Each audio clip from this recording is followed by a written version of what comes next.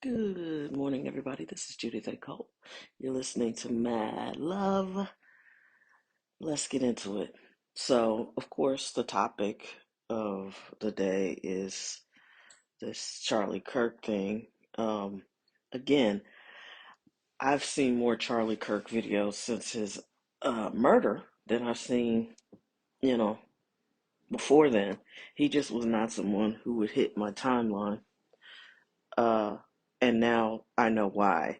I mean, we have absolutely nothing philosophically lined up. Well, maybe not nothing, because he was a Christian. He believed in a lot of really strong values. But he was also very, very divisive. Some of his racial conversations were not what anyone would consider non-offensive. He was very, very dogmatic about some of the things he believed, and they bordered on racist. And I don't mean, I mean the textbook definition of racism, which is I believe I'm superior to you based off of my race. And he delivered a lot of his messages that way. And, talking down to college kids, talking down to people. You could see he talked down to people. And of course, I have a very small sample size. People really were fans of this young man. And he was a big influencer in getting Trump back in there, so back into the presidency. So if that's your thing, then I'm sure that you were very upset to hear about this man's murder, and I call it murder because that's what it is. Um, and you got to understand, I don't agree with most of his ideology, but I don't believe people should get shot down like dogs. I mean, and never shoot a dog. That's even worse. Um, like But what I'm confused by, so there's two sentiments that are going.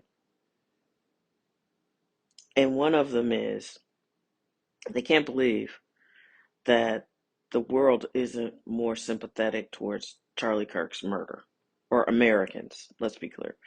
How are Americans, even some of them, celebrating this person's murder? And then the other sentiment is I can't believe someone would get murdered over political disagreements.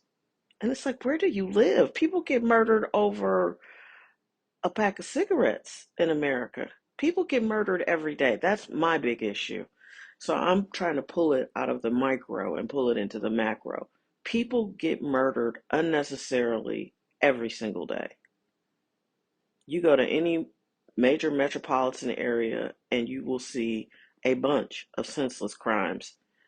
And one of them will be the murder of someone either on the get back or you cheated on me. Now I can't stand to see you with somebody else. I got to kill both of y'all, or I got to kill the new boyfriend, or you kicked me out of the house. That was disrespectful. I got to come back and kill everybody. Uh, you know, this happens on a regular basis. So I'm very shocked that people don't read the newspaper or glance at the crime headlines in their city or county, in this case, where I live. So that to me is strange. The other part is, what did you all think was going to happen? He said very many incendiary things. He's a very divisive young man. He was. And we're not having political discourse in this country. We are having rage bait conversations. And what do you think is the result of rage? And when I tell you the number of people who should be on some sort of medication or should be locked up, like the guy who stabbed the girl on the train that everybody's so upset about, why did he keep getting out of jail? And Charlie Kirk talked about it. And his angle was, why is this black man free to stab this white woman? He should be in jail. And he had a racial edge to it. And he was basically saying it hasn't made the mainstream news because the victim was white and the defendant was black. And I don't know if that's true or not, but that lets you know there's so much crime going on. There's so many horrible murders going on that some of these things don't make the mainstream news. And you've gutted most of the mainstream newsrooms The newspaper used to be where you could get good news, and it was a good, reliable. And now there aren't any investigative journalists. So who's going to cover it? And so he was fanning the flames of, and to me, this is a problem. He was fanning the flames of the racial element of it. But the real issue is there's so many heinous crimes that happen in this country all the time that that they don't get covered, and they don't. And it's strange. I've shown people things that I've seen in my work, and they're like, "Well, why wasn't this on the news?" And I'm like, "I don't know, but it happened. This is the camera from the place where it happened." And so I'm not sure what's going on there. So that's a lot to unpack, right? So the first thing is people seem to be shocked that you could get murdered in America and not be, you know, out in the streets selling drugs or in a low income situation, right? I'm not sure why people are shocked by that, but they are. The second piece is they seem to be completely surprised that someone would get murdered over a political discourse. I'm not sure why, because we're not having discourse right now. We're having rage. Everybody's enraged. They keep inflaming um, the racial issues. There are also huge socioeconomic problems going on. People are struggling. People are trying to make money. They're realizing that their jobs suck, that while, everything else is increasing in cost, their income isn't. There's a lot of mentally ill people out here who are not getting treatment. And what you probably don't realize is they read the news too. Mentally ill people get fired up. That's why they want more extensive background checks. That's maybe why we don't need so many guns, because there are a lot of people who don't have mental stability, and they have guns and cars, and they got good credit, they can fly places, they can do all kinds of stuff. You can matriculate as a very mentally ill person in America with no problem. And then the third piece I think is I'm not sure why people are so surprised by the amount of crime and why people are desensitized, especially to murder. I keep seeing all these people like, you need to be more upset about Charlie Kirk. He was a Christian. And it's like, well, some of his more racial and racist and exclusionary talk was cloaked behind Christianity. And, people are calling him a martyr. And it's like, he wasn't any of that. You know what I mean? He's just a guy who had very strong opinions, and a lot of people agreed with him. And he gave them courage. He emboldened their white male first message. And, I think you can be a Christian. I think you can be um, a leader. I think you can be vocal without alienating everybody. And that was his brand. And he loved Trump. And I don't see how you can be a Christian and love Trump. I don't get it. And I am a Christian, but I'm not dogmatic. I mean, I went to Catholic school. I'm much more aligned with spiritual than I am anything that's extreme. I'm not calling Christianity extreme, so let me say it correctly. I believe that Christ walked the earth. I believe that Christ consciousness is important, but I do believe that sometimes people who call themselves Christians can be extreme. And it seems like the man they thought killed this young man was not the the actual shooter. And he's extreme too, whoever this person is. And he's not black. It was like two black people at the event. So I don't know. I'm very confused as to why people are confused that many people are cheering the shooter on. Didn't you see this with the CEO who got murdered? People are furious. They're mad. And I don't mean just mad like angry. I mean mad like crazy. You whip people up into these extreme frenzies, and then you wonder why things like this happen. I guess that's my main ultimate point. The rhetoric, the dialogue, the chaos, the way we've been living, this is what it produces, violence. And my point is, it's been violent. Now you're just starting to see people that you don't think should be victims become victims. And so now it's like, whoa, it's always been a problem, but it's not a problem till it's a problem for you. And this should give everyone pause. Anyone could get it at any time.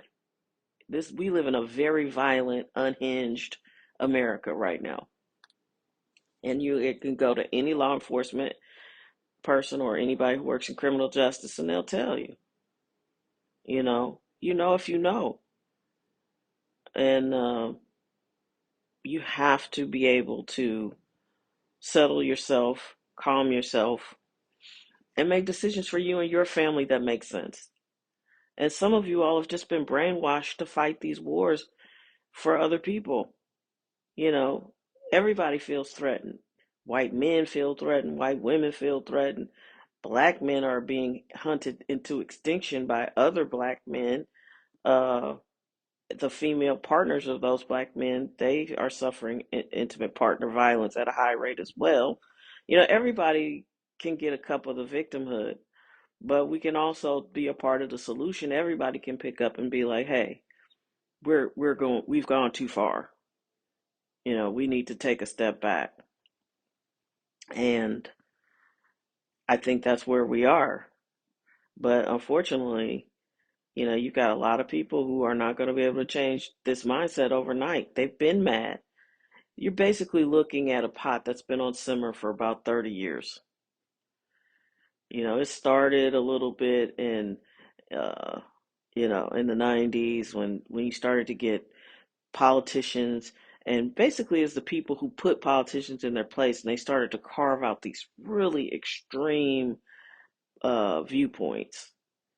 And Project 2025 is a like a 30-year project.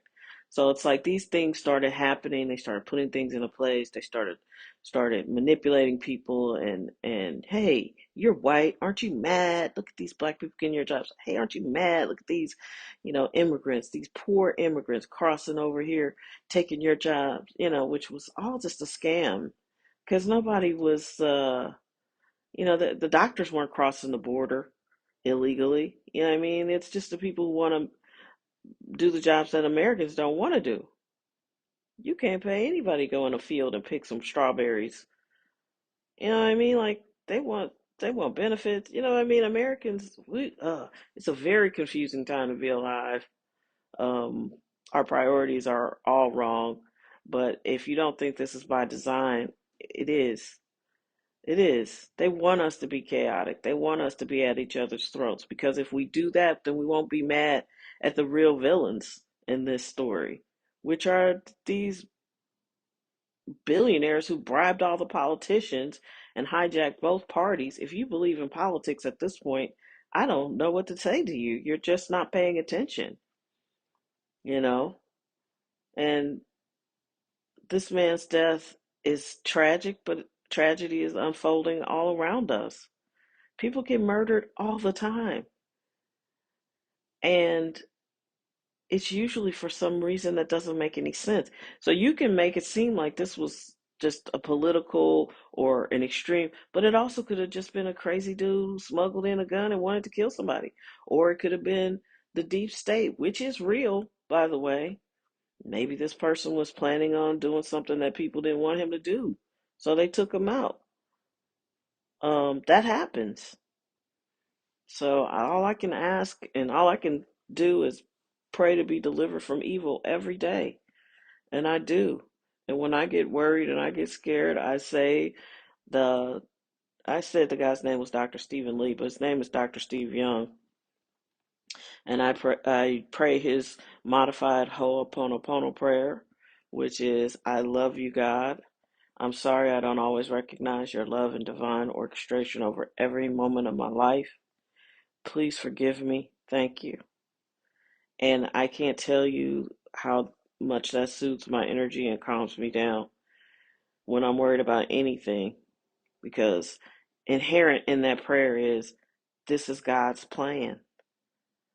He knows that you are worried about money. He knows you hate your job. He knows you need to get out of that abusive relationship. He knows Everything that is going on with you and everyone is infinite intelligence. That's what God is. So I get calm because He knows my struggle and He's waiting on me to find the solution because the solution is there and I need to find it and make it happen. And it might be a mindset shift. It might be, hey, I packed my bags and I'm out of here. It may be a resignation letter. It may be divorce papers. Whatever it is, God's waiting on you to see the answer that He's already put there. So I don't know what the solution is coming out of all this violence, other than we all have to collectively decide to stop being mass manipulated and ask for deliverance. Because the reality is, this kind of violence, political or otherwise, has gripped this nation, and people are violent. They really are. You know, go look up the statistics. Go Google how many cases does my local prosecutor have for murder? How many murders are happened in America in 2024 or something like, just Google the numbers. They'll blow your mind. Even in your neighborhood. Look for a crime map. It's like, okay, look up the sex crimes. It's terrifying, but it always has been, is my point. This is not new. Something that's new to you is not new. So you gotta make up your mind what kind of world you want to live in, and you be that peace, you be that knowledge, you be that stability. Because there's still many, many, many kind people out here. There are more good people than bad, and if I can say it, anybody can believe it because I've seen the worst of people, and that was partly why I had to resign from that job. I mean, it's really only so much you should be able to look at. And I have seen a lot, but I believe, you know, in the goodness of God and the goodness of people. You're really dealing with a small percentage of evil, but that's too much. It's too much evil going on, and people are actively, openly embracing demonic behavior. And you have to make a decision for you and your family how you're going to maneuver these choppy waters. And everybody's like, well, you need prayer in school. You don't need prayer in school. You can pray before you go to school. The reality is, a lot of y'all don't pray at all. And then you get mad because you feel like, God's not answering your prayers or God's not working fast enough. And then you're out here trying to figure it out on your own. You read this fucking hateful shit all day. You call yourself a Christian and then you say hateful shit. And then you're like, wondering why your life isn't improving. Because many of you all espouse Christian values in your mind, you just don't act like a Christian. And I've found some of the most extreme people who really try to live in this extreme biblical way, and they're some of the worst people on the planet. You know, you can be close to God without being extreme. And when people start talking about, you know, for instance, people say they're pro-life, but they're completely fine with, saying that black people are all criminals and, you know, it's okay that they keep killing themselves. That's fine because that's God's will. What? Come on, do better, be better. There are lots of good people, and there are millions and millions and millions of random acts of kindness that happen every day. But guess what? They don't get put on TV because it's almost like nobody wants you to focus on being a good person. They'd rather have you scared and terrified and angry because they can control you. Whoever controls your emotions controls you. Spoke a word with that one. Have an amazing Friday. If you made it this far, you're the best. Thank you for listening. Enjoy this podcast. Enjoy your life. I appreciate you. We'll meet back soon. Love you.